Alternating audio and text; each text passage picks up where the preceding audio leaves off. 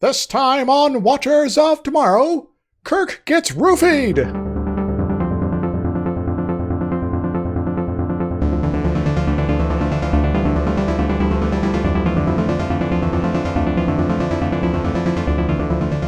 Hello everybody, welcome to Watchers of Tomorrow, the sci-fi review critique show that's putting the humanities back into science fiction. My name is Gepwin and I am joined as always by my friend and co-host Dr. Isix.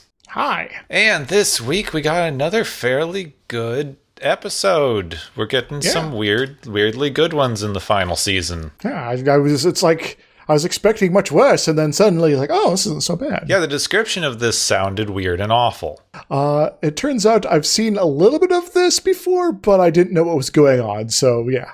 I had never actually heard of this episode before, at all. It was a complete surprise. No, the main premise of it is impossible. I'll get into that later.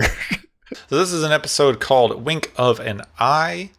It was written by author Heinemann based on a story by Gene L. Kuhn. Heinemann wrote 3 episodes of season 3, as well as a lot of other shows going forward, and even won a daytime Emmy for his writing in 1983. Nice. So apparently we have a really good, well-known writer for this one. Yeah, they got a couple more episodes coming up. The Way to Eden and The Savage Curtain. Yes, I haven't heard of either of those. So we've got a couple of guest stars this time. We have more, but they're mostly background characters. We've got kind of the main 3, who are Kathy Brown playing Della. She was on a lot of other contemporary shows, like most of these guest star character actors were. She, I think, started on Perry Mason.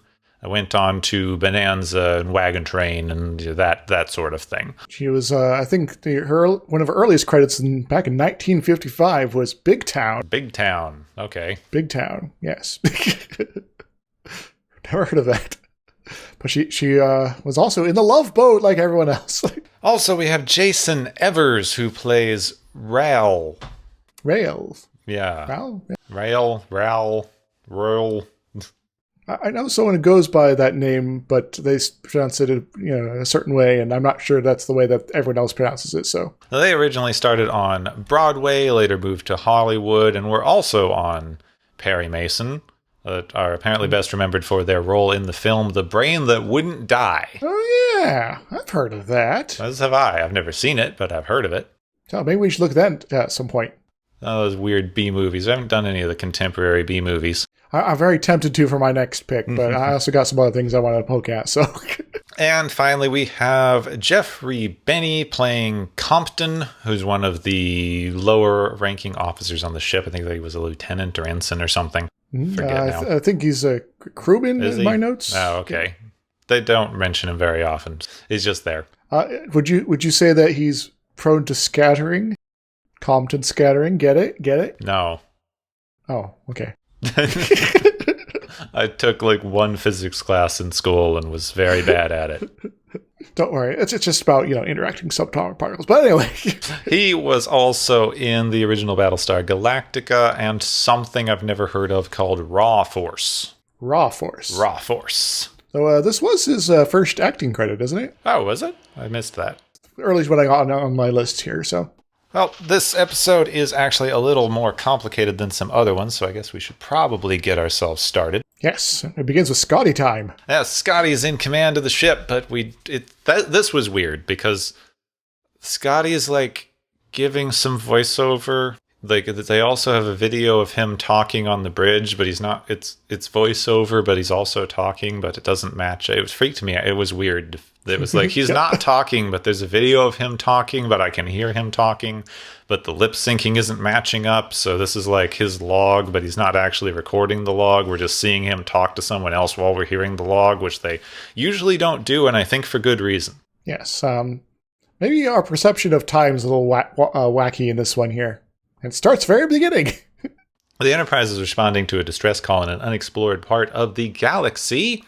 They send Kirk, Spock, McCoy, Compton, and another new dude down to explore what it turns out to be a very grand, empty city. Yeah, the bat painting in the background is actually quite impressive, I have to say. Yeah, even their little foreground set with a little fancy fountain and stuff is pretty nice.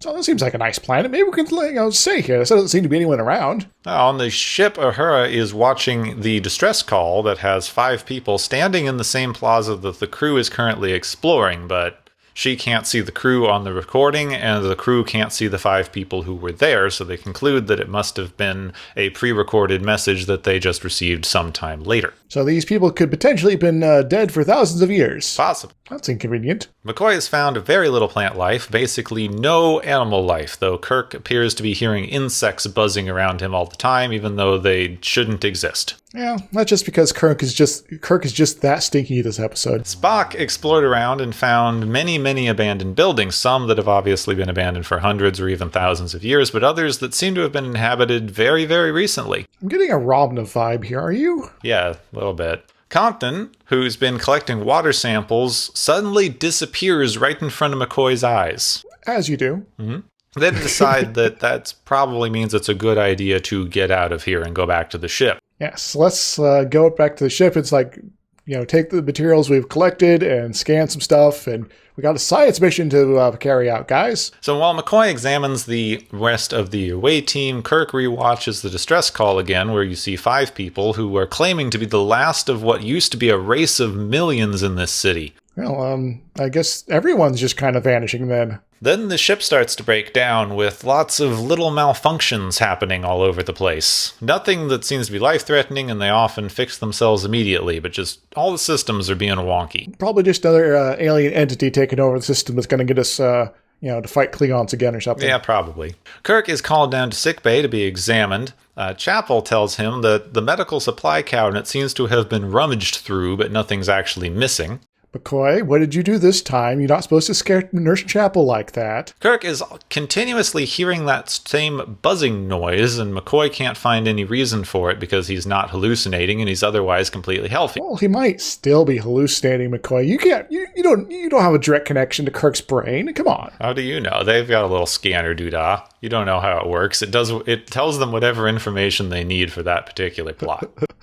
Fair enough. Plot scanner. Kirk concludes that there may be some sort of intruder on board, and that's what he's hearing and what has been causing all these weird things. Also, suddenly something weird is happening in the life support section. Well, we kind of need that life support section to, live, so maybe let's go check this out. Yeah, life support's not a good thing to go on the fritz here. Yeah. Kirk, Spock, and 2 guards go to environmental controls. The 2 guards are hit with some sort of force field that isn't affecting Kirk and Spock, so they're allowed to go into the room. Well, yeah, they're main characters, so they can just walk through force fields whenever it's convenient. Here they find a something or other hooked up to the environmental controls. It's a big doohickey. Yeah, a big doohickey with tubes. What is this, some sort of tube? And they can't touch it, because anytime they touch it, they experience pain, and when they try to shoot it, their phasers disappear. Well, obviously there's some strange force here. Run, ghosts! Spock thinks that this is a weird show of force, basically demonstrating that they are powerless to stop whoever or whatever is doing this. Whoever is doing this, maybe they should have, been a little bit more stealthy, and then they wouldn't have to show any force. They don't have to be stealthy. They're just going see, you can't do anything, stupid whoever you are. Oh no, these weird aliens might be jerk faces, but we'll have to find out in a moment. Back on the bridge, they enter all the available data they have into the computer. The computer thinks they're screwed. It's like, so what do we do about it? I don't know. It says, what's going on? No idea. What do we do? Give up? That's not a good answer. Anything else? Nope. Kirk thinks they should just wait and see what the intruder's next move is. He grabs himself a cup of coffee that a passing ensign or yeoman or someone was just carrying around the bridge for some reason. Yeah, it's their, I don't know what time it is, o'clock coffee. Something appears to happen to the coffee just before Kirk drinks it. Then, as soon as he does, everything around him begins to slow down. Oh no, Kirk, you've been drugged! Suddenly, a woman appears, introducing herself as Della, the enemy that they beamed aboard with them. Hello, madam enemy person. Should I just get to the shooting now, or what? She then suddenly grabs Kirk and kisses him. Well, this is not the kind of invasion he was expecting, but okay. Kirk asks what she's done to the rest of the bridge crew, and she explains that she didn't do anything to them. She actually just sped up Kirk to match her and her companion's speed, because they live on a faster time scale than other people do. Well, I have thought about this a fair bit previously, with different aliens that could potentially have very radically different perceptions of reality in the world. But I don't know, this seems a little absurd even by that sort of standard. Yeah. Oh well, let's go with it. At least they don't spend any time trying to explain it. Yes, it's just a thing that happened. I mean, I appreciate that. You don't have to make up vaguely scientific sounding things in order for it to work in science fiction. It's just like, here is the thing that's happening, go with it. Yeah. She apparently is the queen of the sped up people, and she wants to bring Kirk in to be the king. That's pretty good for you, Kirk. You get to rule an entire planet of people that are traveling at a bazillion miles per hour. Kirk tries to shoot her with a phaser, but she's very unconcerned about this because the phaser actually just moves really, really slowly, and she steps to the side. Nothing can stop the quad laser. And she claims that Kirk, like everyone else they speed up, will soon just accept the situation and be okay with absolutely everything that's happening, because that's how it always goes. Well, she seems pretty confident here, but she's not met James T. Kirk, the most stubborn guy in the universe, I think. That is true. That seems to be his one and only defining superpower. He's the most stubborn person alive. Kirk runs off to check the environmental controls, where he meets Compton, who also got sped up. Oh, it's convenient you got beamed up to Compton. Good to see you. We got some aliens on board. Maybe we should, try to undo whatever they're doing to our ship and figure out how to solve our situation. Yeah, Compton's apparently on the aliens' side now, and Kirk's not allowed inside.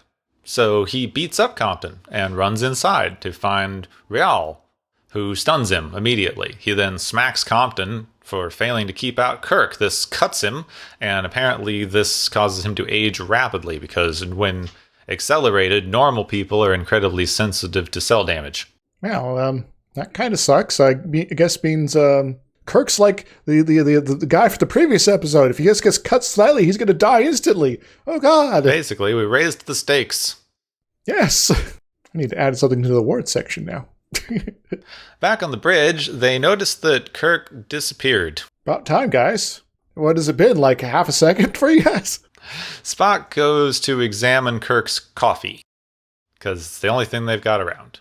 And everyone else gets a little concerned that they might have been drugged too, but, Kirk wakes up, finds Rial, who's a big jerk to him, basically, tells him that he can't touch their device. So Kirk touches their device, and it freezes his hands a bit, because it's very cold.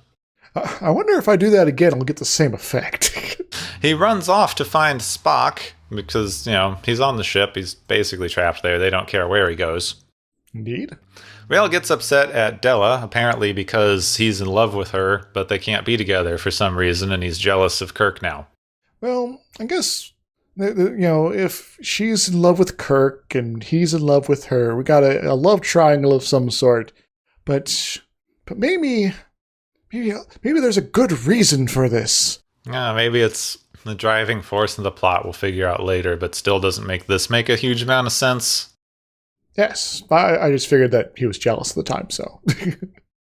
Kirk finds Spock in the lab where he's examining the coffee, but he can't communicate with him because of the timescale thing, so he tries to record a message to him on the computer. Della enters and doesn't object because, it's pointless for him to try to communicate, because by the time Spock or anyone hears this, they'll be done with the thing they're doing. Also, it's going to just sound like weird buzzing anyway.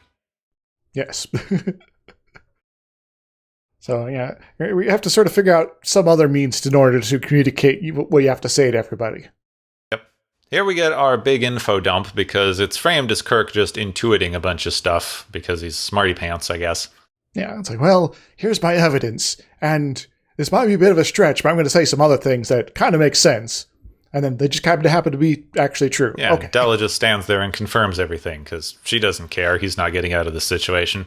It's like, I don't mind if you give it all away. No one's going to hear my villain monologue here. So the aliens all got accelerated by some sort of volcano radiation. It killed most of them, and the ones that it didn't kill, it sterilized. Oh, that's inconvenient. So I guess your species is at an end then. There's a few like women who can still have children, apparently. So every time a ship comes by, they put out a distress call, lure the ship in, take some of the crew, mate with them, and then freeze the ship so that they can use the rest of them later as needed. Well, that's kind of weird. How about you just, like, ask people instead? I mean, so according to them, they can't actually, like, speed up people and then slow them back down. The speed up thing is permanent, so I guess they think they can't communicate. Well, I guess that is a little bit of an issue, but, there's probably some folks out there in the universe that would, be okay with being sped up forever, if that means they get to have a little fun like that. Kirk really doesn't like this very much, but it's too late because they've already set up the thingy, and Della orders them to start the freeze effect, and they can beam down, and then they'll turn the machine on. And the ship will be frozen in stasis. Well, that's going to be a little awkward for the crew then. You'll be woken up one by one and carried down to the planet and then have a life with some random lady they've just met. Except for the women, of course. I guess they're kind of SOL. Yeah, they don't really say anything about that. I guess because it's way too creepy that direction.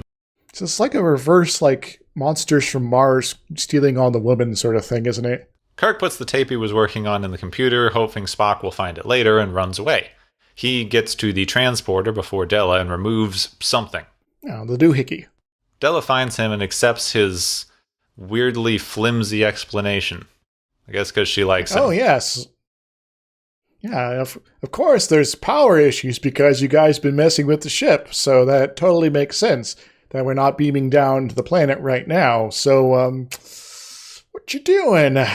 She orders Rail to not freeze the ship yet because they need to delay until they can repair the transporter and leave. Fine, I guess she just wants to spend more time with Kirk or something. Kirk's doing everything he can to sort of delay until, someone finds the message and all that.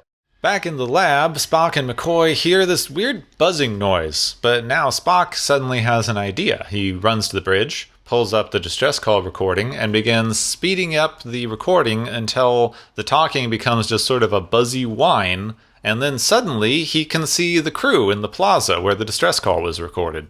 That's so weird.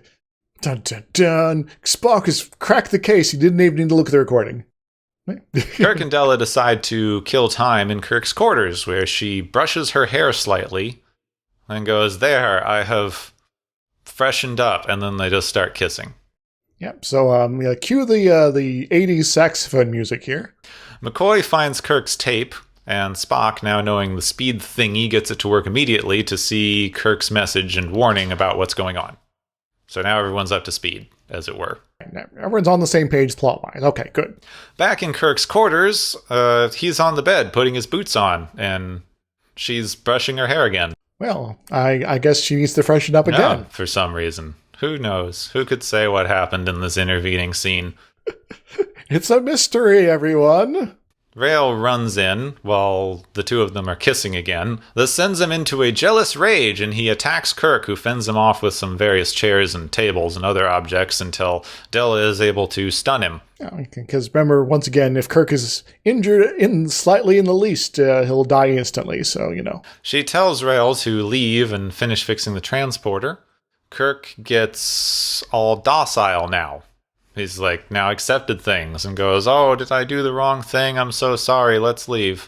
Well, I guess he has delayed for as long as possible, and he's sort of gotten to the point where I got nothing else, so I guess we get to go down and do the thing, and I get to live out the rest of my life with you. Now Della's all upset because she doesn't like him as well docile, even though she kept saying that he would become that anyway. Yeah, well, I guess she likes bad boys. Kirk is the baddest boy of them all. Back in the lab, McCoy has now come up with a method to counteract the effects of the speed water. That's convenient. McCoy just has a thing that can slow people down. Yeah, so they haven't tested it yet, and they go, "How will we test it?" And Spock goes, "I'm going to drink some of the speed up water," and he does. I guess that means Spock's going to be drinking it right away, right? Yeah, he just speeds up now. That's it. Yeah, Spock. Come back, Spock. We need to know if the test worked.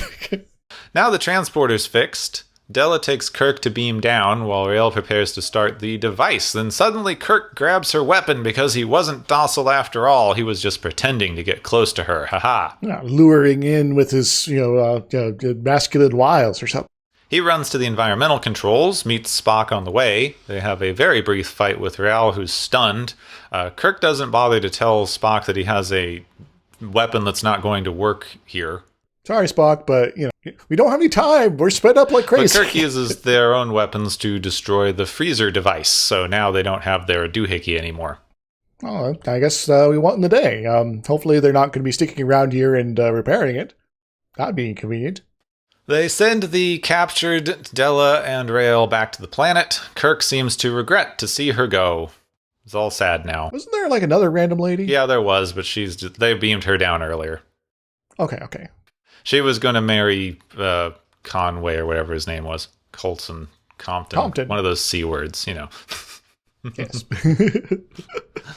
Yeah, there was a random lady and another random guy, but they each had like one line, and then they beamed down before all this started. They put themselves on a bus. Kirk drinks the cure and returns to normal time. Suddenly, everyone's like, where did you come from? It's like, well, I've been here. I've been everywhere. Back on the bridge, the ship suddenly starts getting repaired really fast, and Kirk informs the crew that Spock is effecting repairs to the ship that should be done right now. Oh, well, that's useful. Spock reappears, because he also drank the thing, so it's good it worked. With this sort of stuff, we could potentially, insta-repair our ship whenever we needed to. Yeah, they haven't demonstrated that this is dangerous at all, so... Yeah. Her apparently, accidentally, maybe on purpose, I don't know why they include this line about her accidentally turning on the distress call. But anyway, Della winds up on the view screen, somehow. Yes, and Kirk kind of, looks at her longingly and it's like, oh... Yeah, Kirk says goodbye as the ship leaves. The end. The end! So they left them there to die on the planet, and we didn't even get so much as just a hand-wavy line about how the cure they developed would only work for them because they just got recently sped up or something. It's like, we developed a cure, but we're not going to give it to you. Also, we're going to warn everyone away, so you're going to live out the rest of your lives alone on this planet, sped up with no hopes of ever propagating your species. Bye. They might be doing one of those things where it's like Prime Directive says, we can't give you the cure, but also because you're hurting people, we have to warn everyone away. They didn't even say that. They just leave them there. Yeah. Yeah, that's the best post-episode thing I could try to figure out as far as what they're doing there at the end. So this episode wound up with some slightly interesting dynamics because this is one of the first times that we get Kirk being predated on by a woman. Usually he's the one doing creepy shit. Now he's like, well, this is actually uncomfortable. Oh. Well, what's interesting is at the beginning, he's like not exactly uncomfortable so much as annoyed that his irresistible charms or whatever are getting in the way of him getting explanations. He never seems to consider the situation threatening to himself in any way.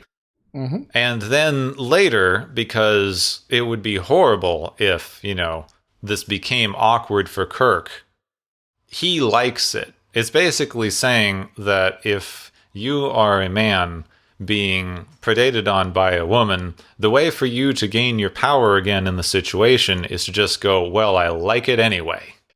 Yeah, that's not how things actually work, though. Because you're basically just lying to yourself. I mean, it is a thing that we say all the time, which is pretty bad. But every time they talk about this even in news sources, whenever they talk about a sexual assault or abusive relationship that goes this direction, they always say something like that. Like the guy was fine, or they actually liked it, or the worst one is when you have a teacher who is sexually assaulting their younger students. You always get the one conservative news host going oh, where were these teachers when I was in school? A yuck. Yeah.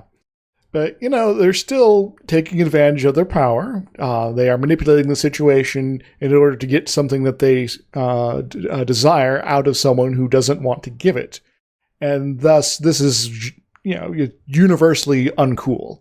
and to try to play it off as, I'm the band is always eager for sex is a little ridiculous. And no, guys are not always eager for sex. Yeah, this situation, not to compare various assaults, but as far as things go, this one is like a kidnapping with some pretty life-threatening consequences for Kirk. She speeds him up to something that, as far as they know, is permanent. He can never interact with his normal world again. Yeah, he's basically been taken completely out of his normal life and been forced into the situation. This is something that's incredibly dangerous for him, because they talk about how he could get this cell damage thing and die immediately, and also they just don't normally live as long as they do once they've been sped up. So this is kind of a, your life's going to be a lot shorter no matter what way this goes. And the reason that they're doing it is exclusively because she finds him attractive and wants sex. Yes. But the solution to this, in which is an interesting role reversal, I'll give them that he seduces her into having sex in order to, trick her with his manly wiles. But it's framed as good because it's he got sex in addition to getting himself out of this situation. Isn't that great? Instead of, when a woman seduces the guy, it's, horrible how she basically tricked him into having sex in order to get something out of him. Yeah, this case, it's framed in, the other way. And, it's no, it's terrible to be forced in a situation where this is your only option in order to get things, that may, remedy the situation. And no one should be, forced into that sort of position. Well, it's particularly interesting, having seen this framed both directions from the same character. The main difference between the two is we're always viewing it from the perspective of Kirk, and we're always supposed to be empathizing with Kirk. But Kirk is always supposed to be in the power position. So in the situation where Kirk is predating on someone else, we're supposed to empathize with him and go, oh yeah, he gets the pretty girl no matter what, because he's the only one we are supposed to care about in the situation. If someone seduced him, which hasn't really happened, but if someone seduced him to trick him, that would be terrible because he's supposed to be in the power position and now he's not. In this one, they almost had that happen, but then he becomes the seducer again in order to put him back into the power position so that we don't have to feel uncomfortable with our point of view character being not in a power position over the women around him. And so, yeah, that's kind of cheap, honestly. And in fact, at the end, he got hurt by falling for this woman who, now he has to leave to die, and isn't it so bad for him? Yeah. But not because he's been through, what would be kind of a traumatic kidnapping scenario, because now he has to leave this hot woman that he slept with on this planet to die, and he's probably not going to get to sleep with her again. Well, there might be a Stockholm syndrome situation here, potentially, but I'm not saying it myself. Well, they don't present it that way. He is always in the power position, even when kidnapped. Because Kirk is just that powerful and things like that. Because they don't want to. This era of television doesn't want to explore gender dynamics and power positions and things. It wants to say, here is your powerful hero. Here is how he is still powerful and in control in any given situation. Yeah, there is nothing that's going to change this dynamic ever, and so don't expect it to. Even when things are kind of trying to be, flipping the things on their head, he's going to have some means in order to regain that upper hand sort of auto-magically. Now, the central sci-fi element of this episode is the time manipulation aspect, which we can get into a bit. But I think the really interesting philosophical question that this episode actually poses, and it's one that has been posed multiple times in science fiction, and I don't know if it's ever been dealt with that directly, is, one, does a society inherently have the right to continue as a society apart from its individuals, members? And where does one's right to procreate oneself fall within that? That's a very good question. The central conceit that we are given is that this species can no longer continue themselves without external help, because they don't have enough fertile members of their own species to be able to procreate themselves. And the thing that they say is the issue with that is that their civilization will not continue. And we see the fall of a civilization as this horrible thing, as if a civilization itself has some sort of right or privilege to exist. Even though most of the time when a civilization falls, they're not saying it in this instance because of the fertility problem, but most of the time in real world examples, if a civilization falls, that doesn't mean every single member of that civilization is dead. The civilization doesn't continue in some sort of abstract way that we can only really point to later on in history. Like, the fall of Rome was fairly slow. The Roman civilization fell apart and fragmented over a period of like 1,000 years. We can look back and say the Roman civilization was gone, but I don't think there was probably ever a point in history where they went, well, Roman civilization is dead now. Goodbye. Yeah, Rome is over. No more Rome. In fact, there's been plenty of leaders, nations, people that are basically like, we are taking up the mantle of Rome, so Rome still lives. It is living through us, and that's why we're awesome and things like that. Yeah, so you have the idea that the civilization has a right to continue, and we've kind of conflated in modern times civilization with nation state. Mm-hmm. So it's basically the idea that your sovereignty has its own independent right of existence. To call that into question is not only forbidden, but something you need to automatically be able to apply force in order to preserve. Yeah, which they're doing here because they've decided that people who are not members of their nation do not have the same rights that they, as members of the nation, do, which is something we do a lot. This is the kind of gatekeeping of citizenship. If you are a citizen of the United States, you have certain rights and privileges that a non-citizen of the United States does not have. We say that, like, our government killing a citizen of the country is inherently wrong, and we've tried to put safeguards and protections into that. But if you go to war with another nation, you're allowed to kill as many members of that other nation as you like because they are not your citizens. We'll try to cut down civilian casualties, but if 30 random people at a party happen to get blown up too, then no one's going to bat an eye, because that's just how we sort of come to accept these things. So what they're doing in this episode is saying that the members of the Enterprise crew, not being members of their civilization, are just people that they get to do whatever to in order to propagate their own civilization. They have become a resource to be harvested. Quite literally, really. And the particular only thing they really say is it's because they need to propagate themselves, and they should have the right to propagate themselves. They even bring up at one point that the reason that they can't is because of an environmental disaster, and they didn't do anything wrong to deserve this. So I guess the question is, are they at all in the right in doing this? And in this sort of, very modernist modernistic sort of view of things, they would have the right to apply the force, but potentially those that they're applying the force to, their sovereignty is also being sort of violated by this, and so they can apply force back.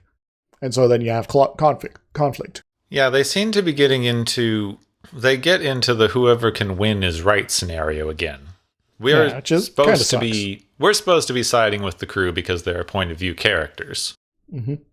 But they don't really get into the discussion. That's one of the criticisms I always have when they have an interesting dilemma on this show, is they don't really discuss it. They always solve it with some sort of force. Yeah, it's like, this is a problem to be solved, and that problem to be solved is to drink McCoy's syrup or something like that here, and then everything's fine. But when you get right down to it, like, the forces that they're applying are political, because it's like citizens versus non-citizens with who we're allowed to do these things to. Indeed. But the general question that you get down to is, how much right does any individual have to procreate?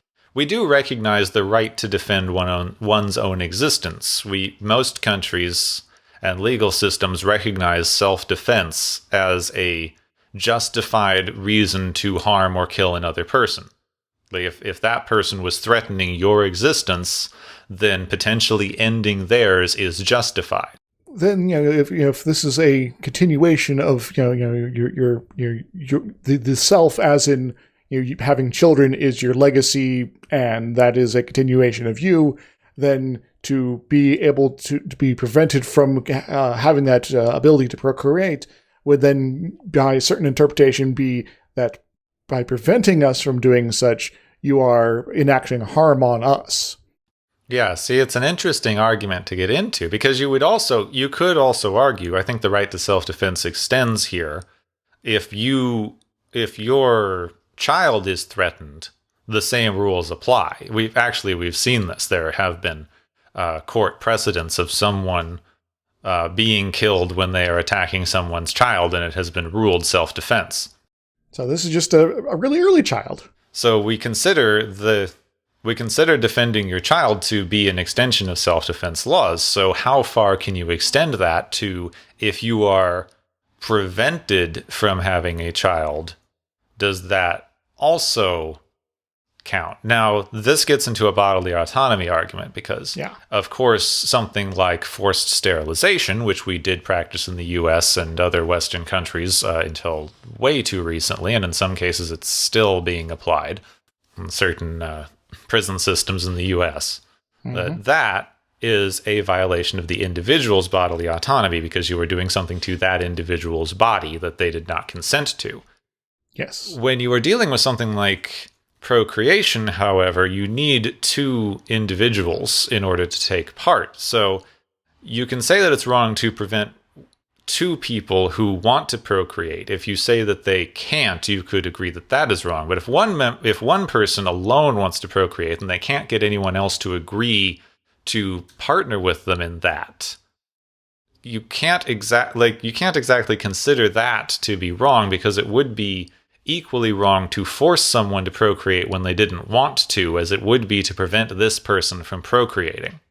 You need both parties to be consenting here in order for this to be okay.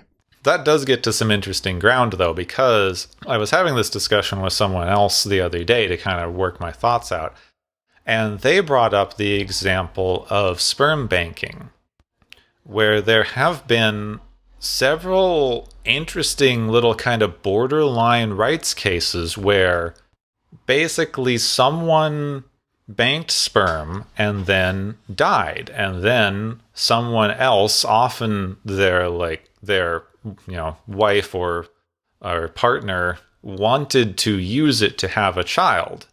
And the way the legal rights were going, the original sperm donor's parents were the people who got to decide this, and that's where some of the court cases were coming from. But it's a weird one because, like, the person whose DNA that is, the person who would be having the child, is now dead.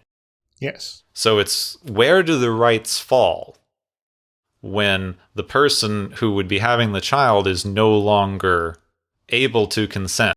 Well, I guess this particular situation, the person is unable to consent one way or the other. So there is the interpretation that in order to then have this happen would be then to violate their consent because they are unable to say no. But then there's also things where sort of the medical ethics angle where next of kin are now responsible for this sort of question, which I guess is how they get to the person's parents being responsible. And I guess it kind of comes down to, is it something that can be transferred as far as consent goes, or is it something that is going to be permanently married to the person who has now died? Yeah, and it's an odd one when you get to consent of someone who has died, because one of the major purposes of consent is to avoid harm. But when you're dead, you cannot be harmed in that way. Mm-hmm. So why should consent continue after you have died? That's a good question. In some ways, you could potentially, toss the entire thing out.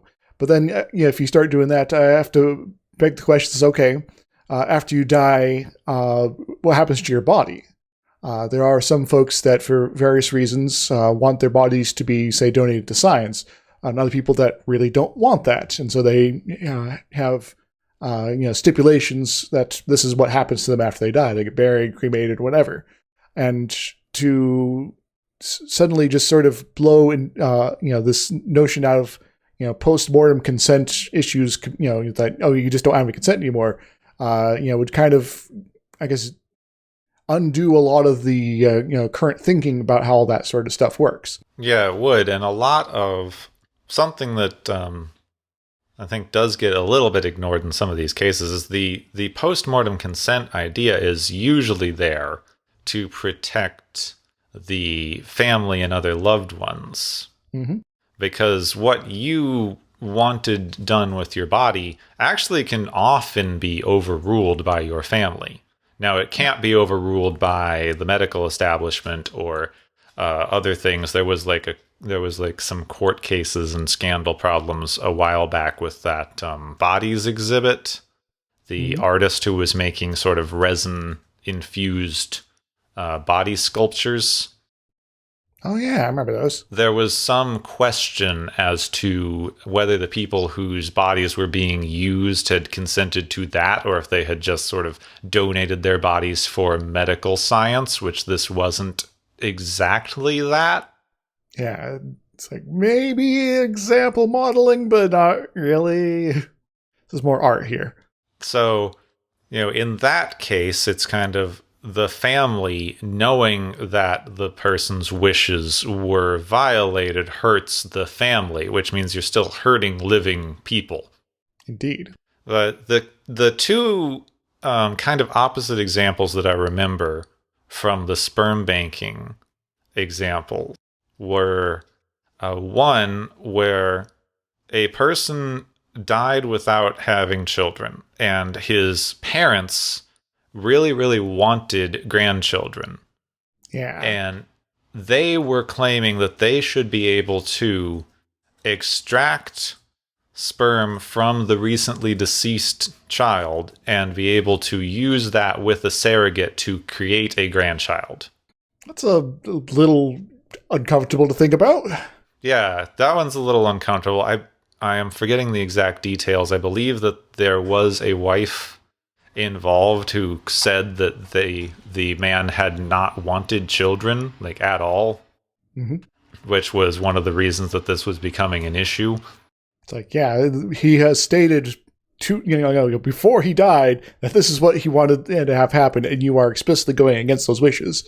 This one's also a little complicated because it gets into issues of surrogacy, which is its own entire moral conundrum. Yes. So then there's a whole rabbit hole. Then the other side of that was a man died and his wife wanted to use their banked sperm in order to have a child. And the parents said that he had not wanted children and she should not be allowed to do that. Sort of I guess the inverse of the previous situation directly. And what's interesting, like for my side, I was thinking about it, and I would kind of come down on opposite sides on each of these cases, which I thought was kind of interesting because I don't know if I can fully explain it beyond maybe some personal biases. I'd say that for me on these two cases, a lot of it would kind of come down to the nitty gritty and the details, and only basically getting the overview of what you've given me so far, I wouldn't be able to make a solid decision myself at this point. But I guess I would if I was judging this, be putting a lot of, interest in, the known statements by the deceased in order to come to a solid conclusion of what they would most likely have wanted out of the situation. And then I ruled accordingly if that seemed reasonable. If not, then I couldn't get that, then, well, I guess I have to go back on precedent there. I think for me, it kind of came down to, in the one case, it's basically the parents deciding that they should get to control what their child would have wanted, which is something that happens a lot. But like if the guy had stayed alive, he would have been able to continue denying whether or not he wanted a child. And the wife didn't want this to happen. And in the other case, I would say that the wife wanting the child, like that is the person who gets more say in the decision, because originally if the man had stayed alive, that like the two of them would have had to decide between themselves whether they wanted to conceive a child. So she should take more precedence in the decision making than the parents should. I think in the first case, it could also be very easily pointed out that if they've been married, for any more than like a few weeks sort of situation, and that's like that since we've not already gotten pregnant here, this is maybe a very good piece of evidence that this is actually indeed what his wish was. Sorry, parents, but no. Yeah, the argument there, and I forget how that case worked out, but the argument was that she would not be involved. So since the man died, she's no longer married to him because he's dead. Now the parents should get to decide whether or not they wanted to basically order up a grandchild. And she would not be involved at all because it wouldn't be her kid. Yeah, and then that's just kind of not cool, because now you're pulling in somebody who obviously was not married to the deceased and was not their partner, and the person that they, if they were going to have a kid, would have had a kid with under general circumstances. And so that's kind of BS there. So, yeah. I guess there's also now you have also me thinking about another possible situation. I don't have any court cases to assign this to, but what if someone banked their sperm and maybe both people in the relationship died or something like that, and they had made known that they wanted to have kids? Would the parents be then allowed to basically have as many grandkids via this method as they like now?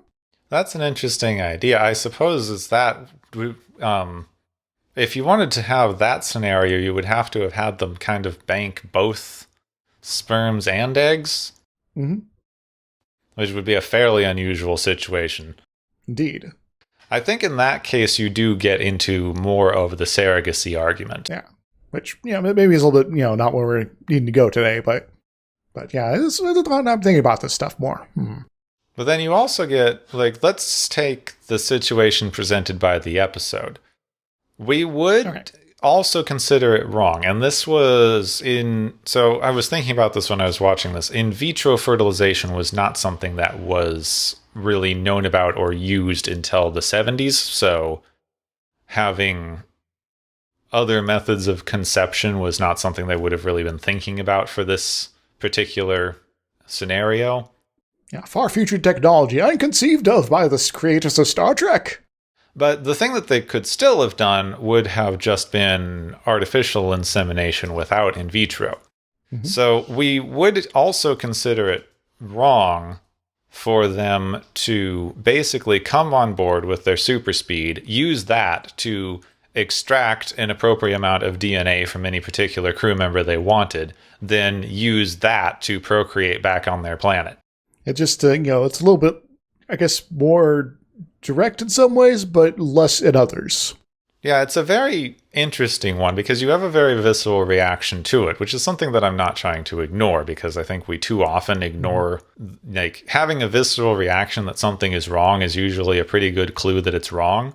You might have to think about it later to figure out exactly how or to explain it, but too often we go well, I can viscerally feel this is wrong, but you can't explain why it's wrong with logic, therefore it's not wrong, and that's kind of odd. Yeah, this is there are moments where your part of you has figured out what's amiss, but you haven't been able to put the pieces together. But it's an interesting one to look at, and I think I haven't seen a lot of examination on this of why we put such an emphasis on sort of control over your own procreation and DNA. Because in that instance, if they came on board, basically took unwilling sperm donations and then used them, the crew would basically never have to know, but it would still be considered wrong, even though arguably it didn't really hurt the crew in any appreciable way.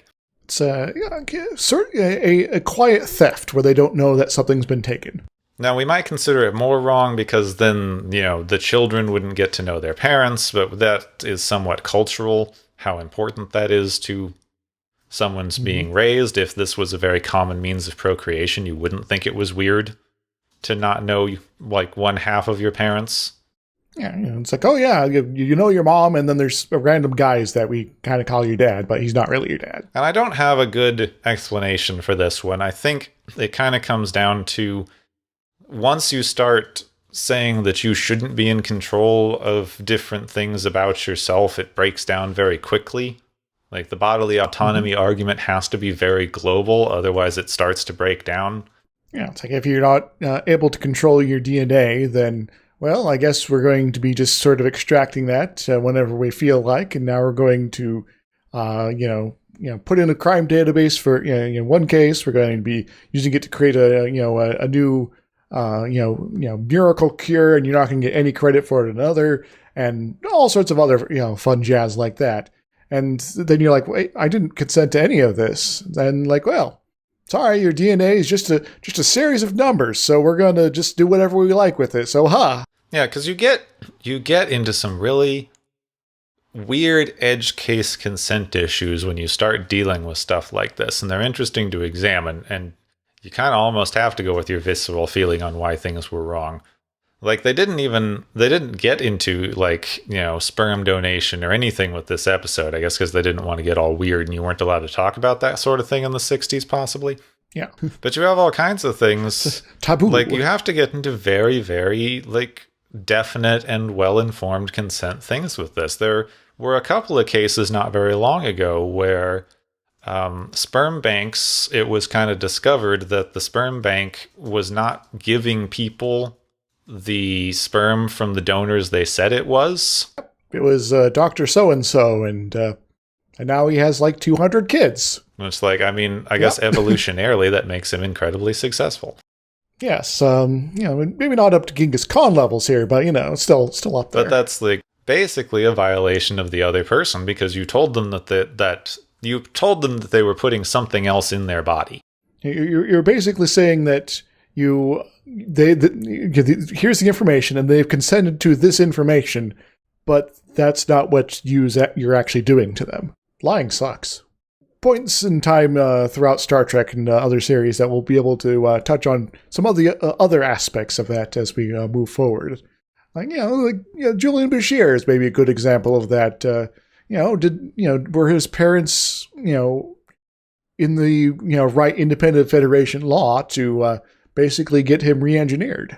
I think in this particular example, you kind of get into, it's not wrong to say that you're not allowed to have a child by yourself if that means like violating someone else's bodily autonomy. If you're violating two people's bodily autonomy by saying that they together can't choose to have a child, that's also wrong. Yeah, you got, you're both your folks here. You need to be having everyone on board. Otherwise, no. If they are on board, cool. Well, that's the thing. Saying you individually can't use whatever means to have a child is not violating your autonomy. It's violating your, like, procreation. But it's not violating your bodily autonomy. You still have control over your body. Yes. You're just not allowed to take something from someone else's. Yeah, and violate their bodily autonomy. That was a slightly long discussion. Do we need to talk about timescales?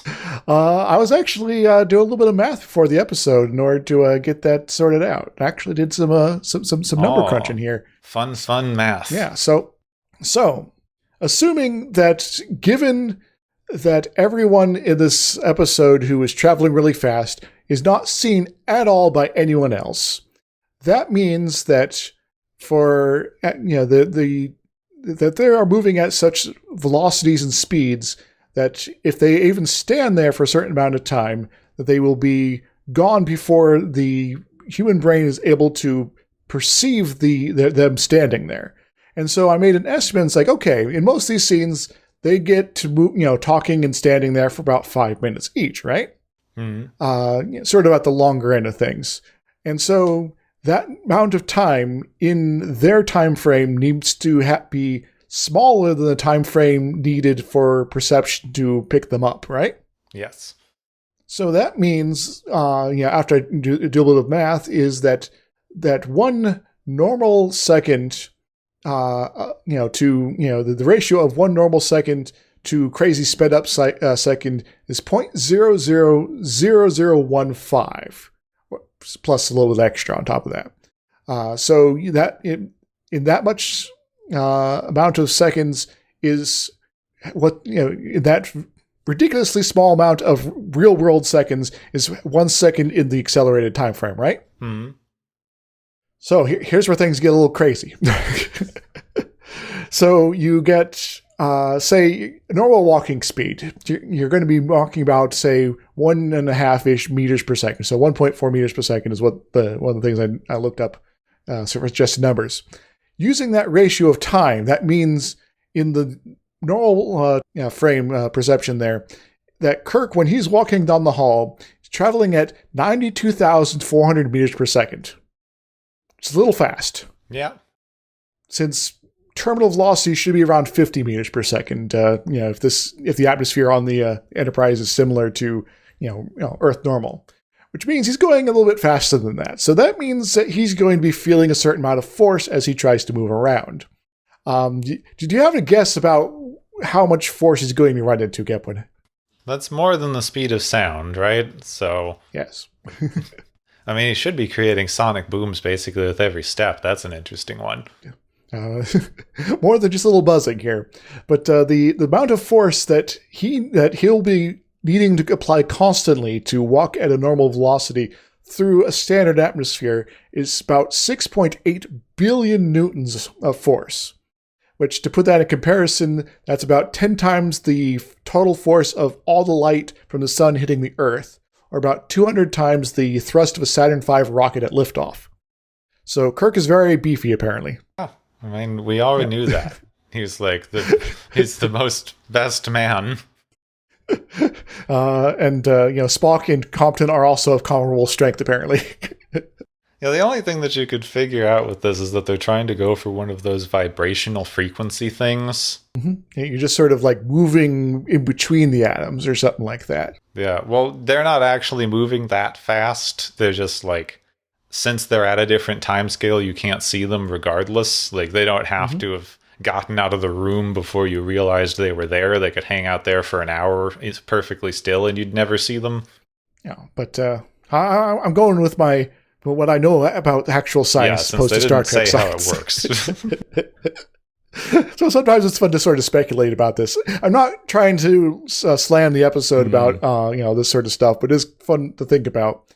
So I've got a couple more numbers for you if you're interested. All right. So Kirk traveling at that velocity would have if his body weight mass is about 80 kilograms, he would have about 341 billion joules of energy to him as he's walking around, of kinetic energy, which is about 10 to the 24th mega electron volts. So if Kirk is made out of, say, 7 times 10 to the 27th atoms, that means for each of his atoms, he has on average been imbuing about 300 electron volts of energy into each atom.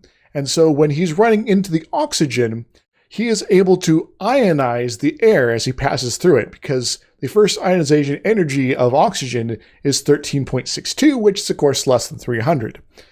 So just by walking around, he's able to ionize things. That's pretty cool. So it keeps his hair from being frizzy. Yes. Now, there is some good news. He might be leaving a plasma trail everywhere he's walking around here, but at least he's not at such relativistic velocities that he's going to inspire fusion or something like that. He's only at 0.03% of the speed of light, so we're probably going to be okay there. Well, that's good, at least. I have one final number. So let's say that about 20 minutes transpire on the Enterprise from the moment Kirk gets sped up to when Kirk comes back to normal time, right? Guess how many years he has been sped up? Like 2.5. For him? Yes. Kirk has been hanging out with Della and the rest there for about 2.5 years, which means that Rail there is very, very bad at fixing transporters because he has plenty of time to get that all back to working. And I guess, yeah. That explains why he's so sad at the end. Oh, my wife of 2 years, I will never see you again. So Kirk has had plenty of time to potentially fall totally in love and have maybe several kids with her, and maybe they're now hanging out at Enterprise really sped up somehow, and no one's ever going to know them.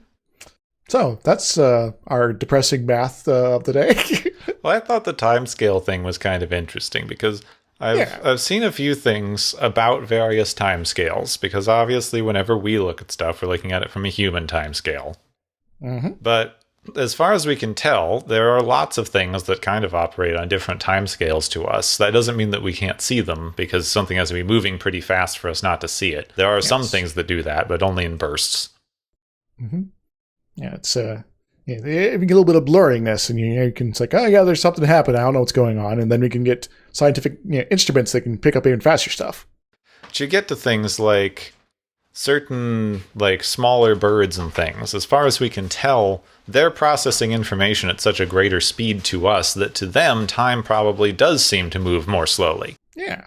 And then you hit something like, people have pointed out things like trees and plants. So if you look at a time lapse of a plant, it looks like it's moving around like an animal. Yeah, just sort of swaying back and forth here, and leaning a bit more into the light perhaps. And it's like, yeah, that's the good stuff. It just takes a few hours to get there. Well, there are trees that, walking trees that grow roots in a particular pattern that lets them kind of migrate their position over time. It takes years and years and years, but they do move across the ground. Nice. I heard this thing recently. There's this kind of like ground-dwelling bacteria that they found that they said spends, basically, as far as they can tell, all of its time in a dormant state. And they were just like, this probably is something that operates on such a time scale, such a like vastly different time scale to us, that we just aren't really going to be understanding it. Yes. And the very interesting thing they gave, the interesting example, was basically if trees basically operate the way trees do, but humans only lived for 24 hours, then if you lived in winter, generations and generations of people would see trees with no leaves on them. Be like, well, yes. Trees are this weird dead stick with no leaves. Yeah, it's just kind of there, and it doesn't, sure, there's this weird stuff on the ground, sometimes covered in snow, but, I have no idea if it's connected at all. It's just sort of, these stuff down here. And then, generations later, you'd hit, well, trees are these things with buds all over them. And generations after that, you might hit trees have leaves. And then generations after that, it's like, well, trees are these things with really brightly colored leaves. They've been like that for generations. Mm-hmm. Well, the time scale thing, like, you don't not see something with a different time scale. You see it. You just see it as way more static or way more fleeting.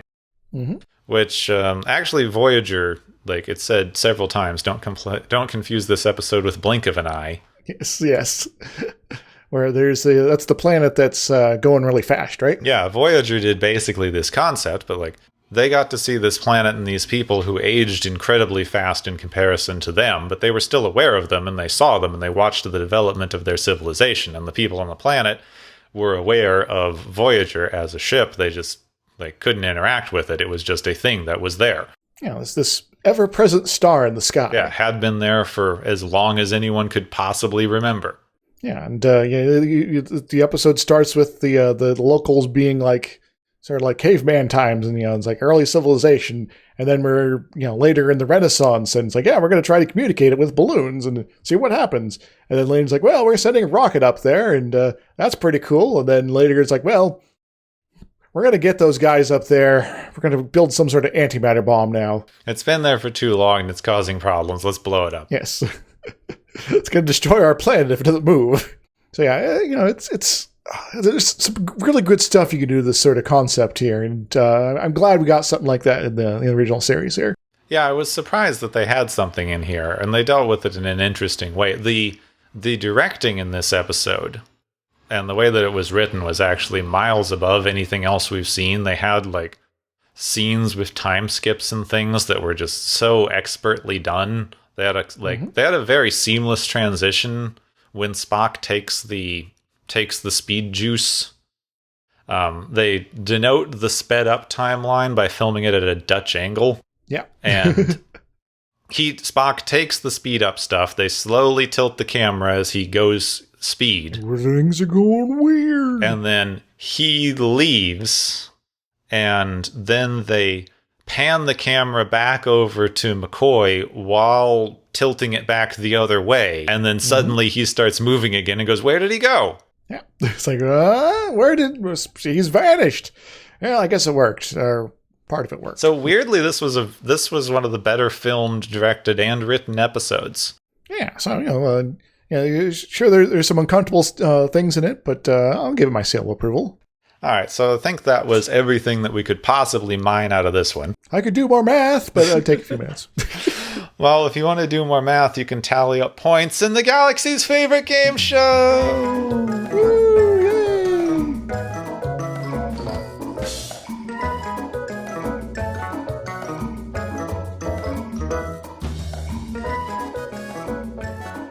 Hey everybody, welcome back to the Galaxy's favorite game show. We've got several contestants here, all competing for some glorious prizes of various sorts.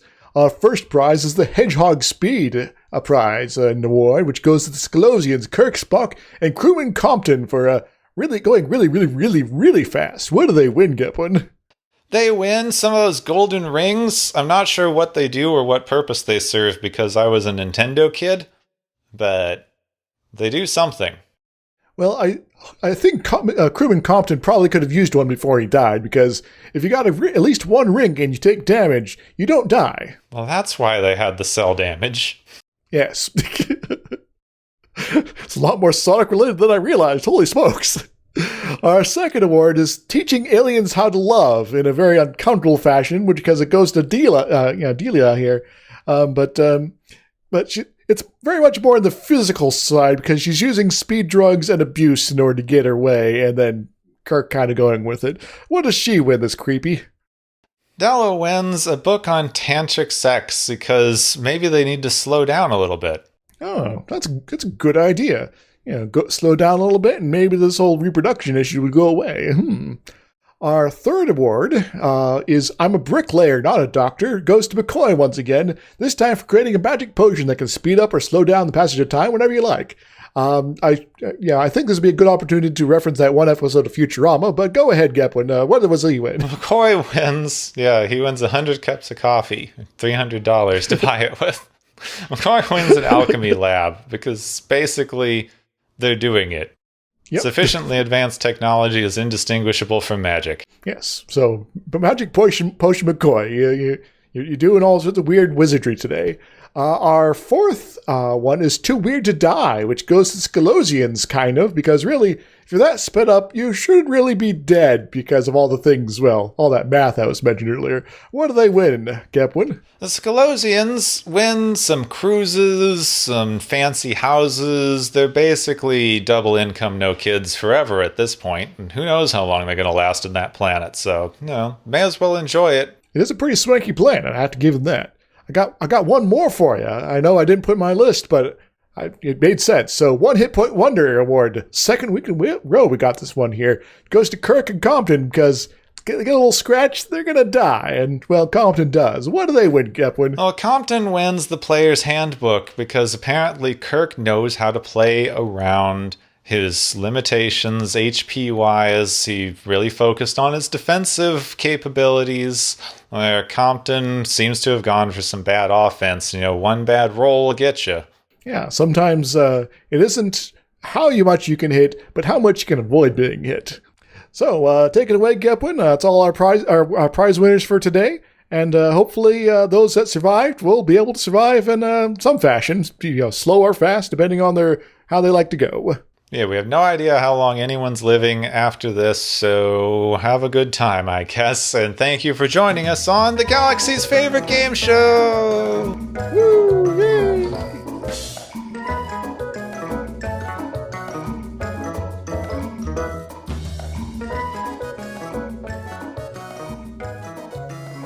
Next week.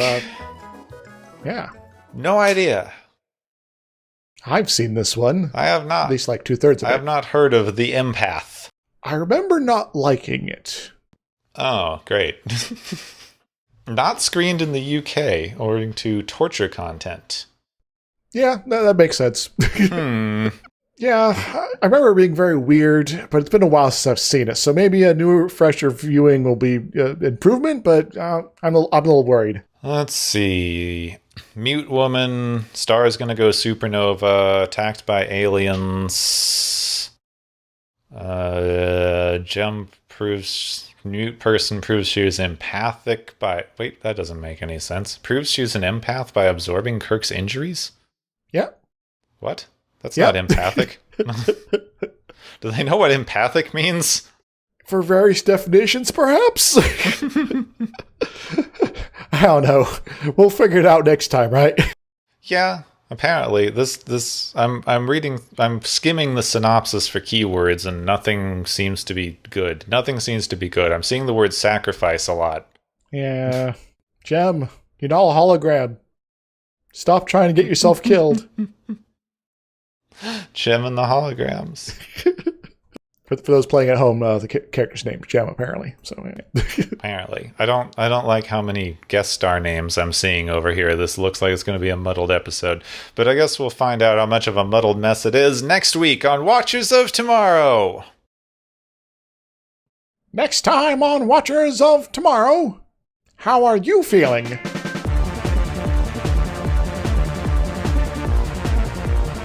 You have been listening to Watchers of Tomorrow, a podcast on science fiction media. Find and follow Watchers of Tomorrow on Podbean, YouTube, Spotify, iTunes, Google Play, Stitcher, Pocket Cast, Spreader, Digital Podcast, and perhaps many more to come. If you enjoy our podcast, make sure to subscribe for more.